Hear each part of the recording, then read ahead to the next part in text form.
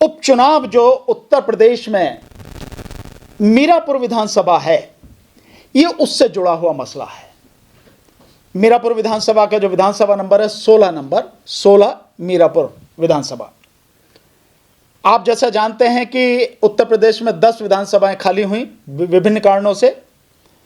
कुछ लोग जो विधायक थे वो एमपी बन गए, उस तरह सीट खाली हुई और इस तरह से 10 विधानसभाएं खाली हुई, जिसमें एक सीट मिल्कीपुर अयोध्या, जिस पे बीजेपी की टांगें कांप रही हैं, डरी हुई है बुरी तरह से कि अब एक तो लोकसभा तो हार ही गए और विधानसभा भी हार गए और निश्चित रूप से उसी वजह से हुआ, तो हाल क्या होगा। तो इस तरह से डरी हुई ये जो बीजेपी सरकार है, ये चुनाव आयोग और पूरी इलेक्शन मशीनरी का दुरुपयोग करते हुए किस किस तरह की चुनाव को जीतने के लिए हरकतें कर रही है, ये मैं आज आपको पूरे प्रमाण सहित खुलासा करने जा रहा हूं। उसी के लिए मैंने आप सबको बुलाया। मीरापुर विधानसभा में 34 लोगों ने नॉमिनेशन किया, नामांकन किया। उन 34 में से 22 लोगों के नामांकन खारिज कर दिए गए या वापस ले लिए गए। 22 लोगों के, 12 लोग मैदान में हैं। मेरे साथ में देखेंगे आप, मेरे साथ में है संजीव कुमार जी, आप मुजफ्फरनगर से हैं। आप भी उसमें नॉमिनेशन करने वालों में से थे। जो 16 मीरापुर विधानसभा है बाई इलेक्शन में, संजीव कुमार जी भी निर्दलीय कैंडिडेट के रूप में नॉमिनेशन करने वालों में से थे। इन्होंने नॉमिनेशन किया और बाद में इनका नॉमिनेशन कैंसिल कर दिया गया।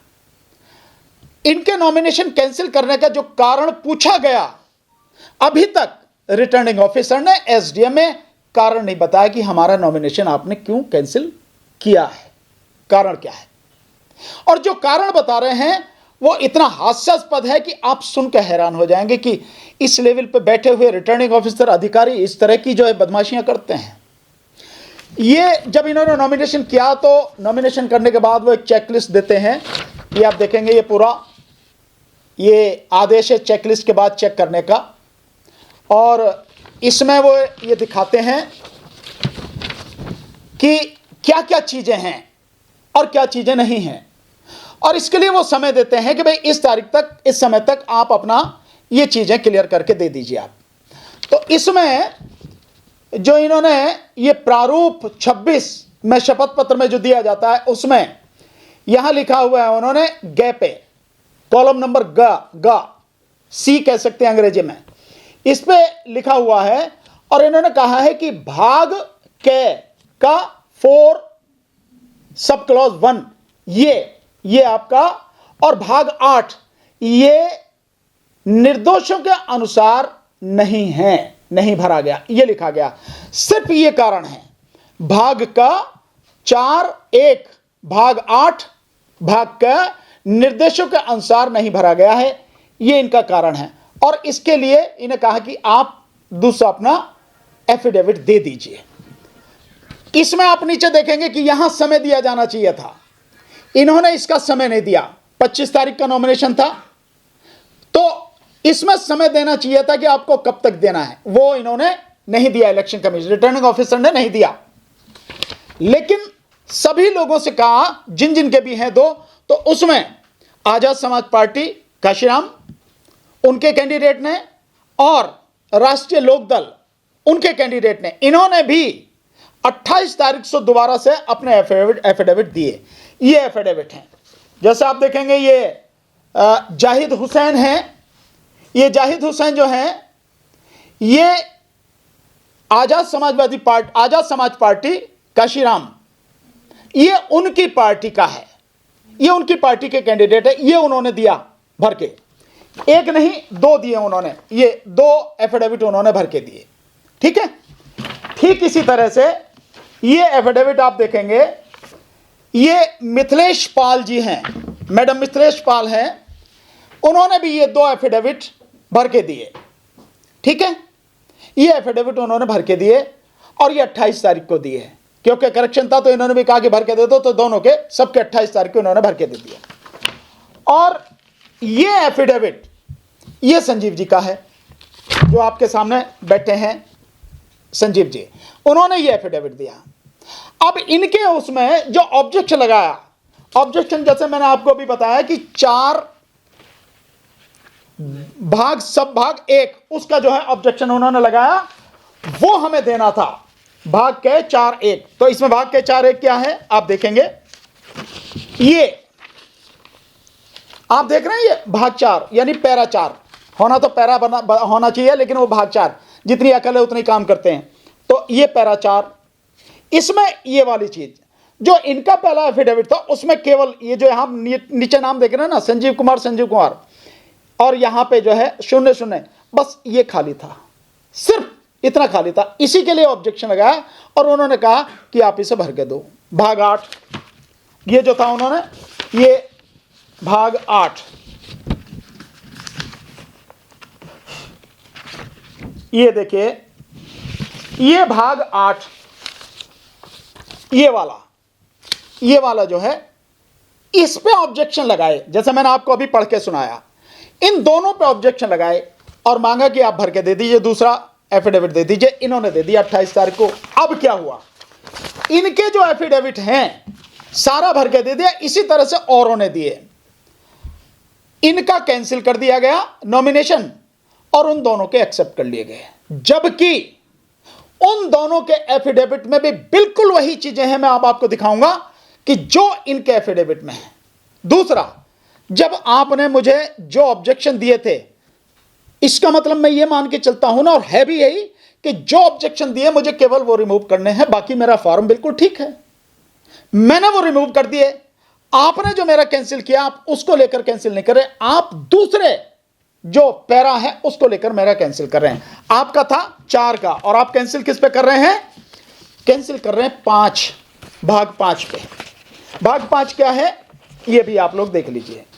ये है भाग 5, जिसमें यह है कि आपका कोई आपराधिक रिकॉर्ड तो नहीं है, किसी में सजा तो याफ्ता नहीं है, आप कोई मुकदमा तो नहीं चल रहा है। ये है, ये अगर ये मेरा गड़बड़ था तो आपने जो ये चेकलिस्ट मुझे दी है, इस चेकलिस्ट में आप मुझे ये लिख के देते ना, ये आपका गलत है, ये आपने भरा नहीं है या गलत भरा है।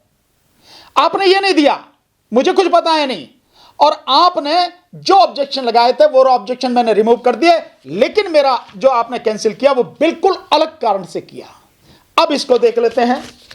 जो ये 5 है, अब मैं आपको मिथिलेश जी का भी दिखाता हूं कि 5 उनका कैसा भरा हुआ है, और मैं अपना भी दिखाता हूं कि मेरा कैसा भरा हुआ है।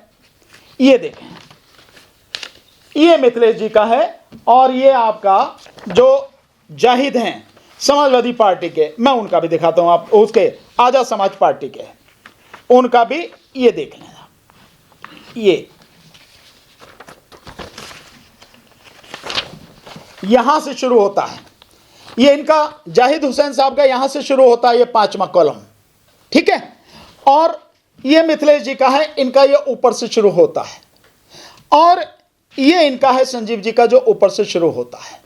इसमें क्या लिखा है, इसमें लिखा है कि आपराधिक मामले मैं ये घोषणा करती हूं कि मेरे विरुद्ध कोई आपराधिक मामला लंबित नहीं है। आगे लिखा गया है लागू नहीं होता है, ये जाहिद के में है।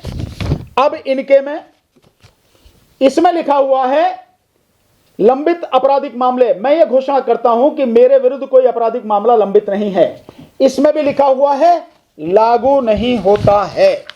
ये देखें आप, इसमें यहां नीचे और इसमें ये ऊपर, दोनों में एक सेम बात है। ठीक इसी तरह से अब इनका देख लें, मैं ये घोषणा करता हूं या करती हूं कि मेरे विरुद्ध कोई आपराधिक मामला लंबित नहीं है। इनका ये खाली है। अगर रिजेक्ट होना था तो किसका होना था, इनका होना था, राष्ट्रीय लोकदल, क्योंकि इन्होंने खाली छोड़ दिया, और इलेक्शन कमीशन जैसे कहता है अगर एक भी कॉलम खाली हो जाएगा तो रिजेक्ट हो जाएगा। तो ये इनका है, ये खाली होना ये दर्शाता है कि इसमें कमी है। इनका रिजेक्ट नहीं किया, मेरा रिजेक्ट किया। अब दूसरा, और इसके आगे इसी में जो पैरा दूसरा है, वो पैरा दूसरा देखें, इसमें लिखा है इनके में मेरे विरुद्ध निम्नलिखित आपराधिक मामले लंबित हैं। ये इन्होंने जाहिद ने ये अपनी लिस्ट दे दी कि ये मामले मेरे खिलाफ हैं, और यहां इस कॉलम में आगे कुछ नहीं लिखा है। ठीक, अब इसमें आप इनका देखिए, मैडम का, ये उनका है, मैडम का, मिथिलेश जी का। इसमें ये जो है कि मेरे विरुद्ध निम्नलिखित आपराधिक मामले लंबित हैं। मजेदार बात, राइट का निशान लगा रखा है और उसके आगे लिखा हुआ है लागू नहीं होता है। इसका क्या मतलब माना जाए? एक तरफ आप कह रहे हो सही है और एक तरफ आप कह रहे हो लागू नहीं होता है। ये दोनों बिल्कुल आप देखिए सामने सब कुछ, ठीक है ना? ये गलत है, एक खाली है, दूसरे में गलत इंफॉर्मेशन है, तो ये इनका कैंसिल होना चाहिए था, ये कैंसिल नहीं किया। ठीक, अब आप मेरे में देख लीजिए। मेरे में जैसे मैंने आपको बताया, यही है ना मेरा, हां जी, मेरे में पहले वाले में क्या है? मैं यह घोषणा करता हूं कि मेरे विरुद्ध कोई आपराधिक मामला लंबित नहीं है। लिख दिया मैंने, आगे लागू नहीं होता है। ठीक है, इन्होंने भी लिखा लागू नहीं होता है, इन्होंने कुछ नहीं लिखा, खाली है। अब दूसरा, मेरे विरुद्ध निम्नलिखित आपराधिक मामले लंबित हैं, इन्होंने राइट लगा रखा और आगे कर रखा है लागू नहीं होता है, और इन्होंने कहा है लागू नहीं होता और पीछे फिर आगे सारी, इन्होंने कुछ भी नहीं लिखा, इन्होंने इसमें कुछ भी नहीं लिखा, और नीचे पूरी लिस्ट दे रखी है जो इनके खिलाफ केस हैं। कैंसिल किसके होने चाहिए थे? और मैंने बाकायदा लिखा हूं कि मेरे खिलाफ कुछ भी नहीं है, लागू नहीं होता, और मैंने सारा दे दिया, कुछ नहीं है मेरे खिलाफ, सब कुछ। तो नॉमिनेशन पेपर किसका पास होना चाहिए था? नॉमिनेशन पेपर संजीव कुमार जी का क्लियर होना चाहिए था, इन्हें इलेक्शन लड़ने की अनुमति होनी चाहिए थी। लेकिन जो रिटर्निंग ऑफिसर है, जो एसडीएम है, उस एसडीएम ने इनका कैंसिल करके जो बाकी लोग हैं, कौन लोग हैं इनमें? ये राष्ट्रीय लोकदल के लोग कौन हैं? इनका गठबंधन बीजेपी के साथ में है, तो सरकार के आदमी हैं, इन्होंने उनका क्लियर कर दिया। और दूसरा आजाद समाज पार्टी, आजाद समाज पार्टी, उनका भी गलत भरा हुआ है, उनको भी इन्होंने जो है उनका वो फॉर्म जो है क्लियर कर दिया। कैसे कर दिया आपने? और दूसरा, आप मेरा जो बिल्कुल भरे हुए हैं, जिसी तरह से जो कमिटी मैंने पूरी कर दी, और उसके बाद में जो आप नहीं कह रहे हैं वो बिल्कुल वैसा ही है जैसा औरों का है। अगर उनका क्लियर कर दिया तो मेरा आपने क्लियर क्यों नहीं किया? मेरा नॉमिनेशन आपने रद्द कर दिया। इस बात को लेकर बाकायदा एसडीएम से बात कही गई, उसने नहीं मानी, नहीं सुनी। उसके बाद में हम लोगों ने ये प्रभारी निरीक्षक थाना सिविल लाइन जनपद मुजफ्फरनगर, उनको ये बाकायदा एक कंप्लेंट दी, और ये सब कुछ बताया हमने। और ये कंप्लेंट देने के बाद में हमने कहा कि इनके खिलाफ रिपोर्ट लिखी जाए और कानूनी कार्रवाई की जाए, भारतीय न्याय संहिता और अन्य जो प्रावधान है उसके अंतर्गत, SC ST एक्ट के अंतर्गत। एक और बड़ी मजेदार बात है, क्योंकि संजीव कुमार जी हैं SC शेड्यूल कास्ट, और क्योंकि वो सीट है जनरल, तो क्या मानसिकता ये रही है कि जनरल सीट पे शेड्यूल कास्ट को नहीं लड़ने देंगे, तो और भी कुछ नहीं तो पहले ही इसका कैंसिल ही करो, खत्म कहानी? क्या ये मानसिकता है? या ये मानसिकता है कि भाई जो गवर्नमेंट के लोग हैं, जो गवर्नमेंट के साथ हैं, उनका तो क्लियर कर दो, बाकी को सबको हटाओ रास्ते से? क्या ये मतलब है? और क्या ये इलेक्शन कमीशन का काम है? और इलेक्शन कमीशन के पास में जैसे ही नॉमिनेशन भरा जाता, पेपर उनके पास जाते हैं, तुरंत स्कैन होकर ये इलेक्शन कमीशन की वेबसाइट पर चले जाते हैं, इलेक्शन कमीशन के पास चले जाते हैं। तो ये जिम्मेदारी इलेक्शन कमीशन, जो इलेक्शन कमीशन राजीव कुमार, ये उसकी जिम्मेदारी है कि देखे किसी का गलत तरीके से नॉमिनेशन कैंसिल तो नहीं किया गया है, या किसी गलत व्यक्ति का नॉमिनेशन तो क्लियर नहीं किया गया है। ये उसकी जिम्मेदारी केवल रिटर्निंग ऑफिसर की नहीं है। और केवल रिटर्निंग ऑफिसर नहीं, वहां जो ऑब्जर्वर है, जिसमें सारे कैमरा वगैरह सब लगे होते हैं, सबकी फोटोग्राफी होती है, उन सबकी मौजूदगी में होता है, ये उस ऑब्जर्वर की भी जिम्मेदारी थी कि वो ऑब्जर्वर इस बात को देखे कि ये जो सब कुछ हो रहा है ये सही हो रहा है या गलत हो रहा है। जो ऑब्जर्वर है निर्वाचन आयोग का, उसके खिलाफ, जो राजीव कुमार है मुख्य निर्वाचन आयुक्त, उसके खिलाफ, दो और लोग हैं वहां पे, और ये सुबोध कुमार, मैं नाम लेके कह रहा हूं, सुबोध कुमार, ये सुबोध कुमार वहां पे एसडीएम है, जो रिटर्निंग ऑफिसर है, जानसठ का एसडीएम है मुजफ्फरनगर। इनके खिलाफ बाकायदा हमने ये कंप्लेंट दी है, लेकिन सरकार उनकी है, तो कंप्लेंट कहां से दी जाएगी, सुनी जाएगी हमारी? अभी तक एफआईआर नहीं हुई है। लेकिन यह सब कुछ कानूनी मामला है, ये सब कुछ लिखित में है, कागजों पे है, इसी के लिए किसी मौखिक बात की जरूरत नहीं है।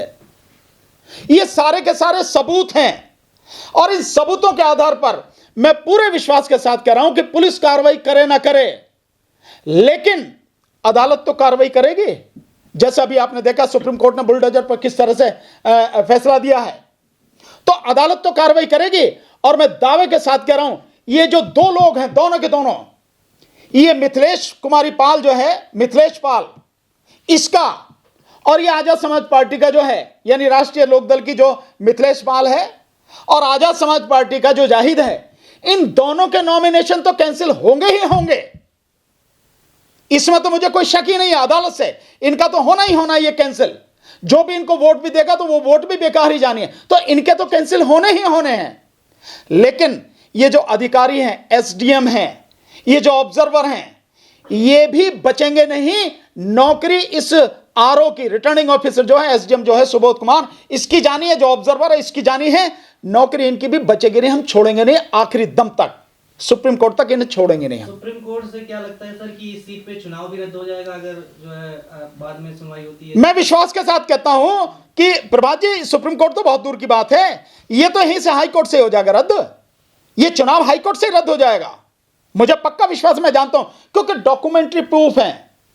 आप जवाब दो ना इसका, आप हमें जवाब नहीं दे रहे, क्यों किया? आप किसी का नॉमिनेशन कैंसिल करेंगे तो उसे नोटिस देंगे आप, लेकिन आपने नोटिस नहीं दिया और आप कैंसिल करने जा रहे हैं, ऐसे कैसे कर देंगे आप? और नहीं, ये देखो मैं आपको दिखाता हूं, और भी देखिए मजेदार बात, आप कैसे नहीं, हवा में बात नहीं कर रहे हैं, कानून के व्यक्ति हैं तो कानून की बात करेंगे। निर्वाचन विधि निर्देशिका, ये तो इलेक्शन कमीशन की है, ये किताब इलेक्शन कमीशन की छापी हुई है, ये मेरी नहीं है। और इस इलेक्शन कमीशन की किताब में पेज नंबर 144, ये देखो आप, ये पेज नंबर